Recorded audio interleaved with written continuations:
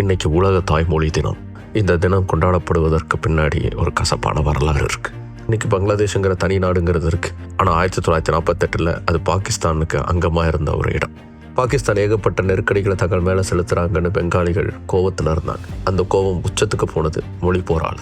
பெங்காலி மட்டுமே பேசப்படும் ஈஸ்ட் பாகிஸ்தானில் இனிமே உருது மட்டும்தான் அஃபிஷியல் லாங்குவேஜ்னு சொல்லிச்சு பாகிஸ்தான். 1952 நடந்த அந்த போராட்டத்தை தடுக்கிறதுக்கு பாகிஸ்தான் அரசு வன்முறையை கையில் எடுத்துச்சு. பிப்ரவரி மாதம் 21 துப்பாக்கிச் சூடுங்கிறது போராட்டக்காரர்கள் மேலே நடத்தப்பட்டுச்சு. 5 பேர் மரணம் அடைஞ்சாங்க, பலர் காயமடைஞ்சாங்க. பாகிஸ்தான் எதிரான பங்களாதேஷ் மக்களின் போராட்டம் இன்னும் அதிகமானது இந்த சம்பவத்துக்கு அப்புறமா தான். அதன் பிறகு இந்தியா தலையிட்டால் தனி நாடாக உருவெடுத்தது பங்களாதேஷ்.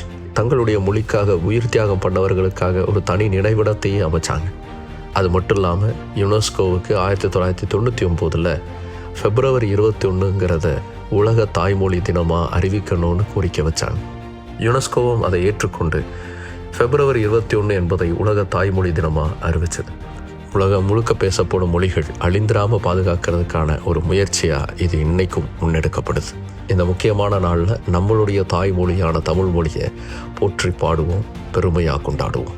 உலக மொழிகள் அழிந்திராமல் பாதுகாக்கிறதுக்கான முயற்சியாக முன்னெடுக்கப்பட்ட உலக தாய்மொழி தினம் இன்று.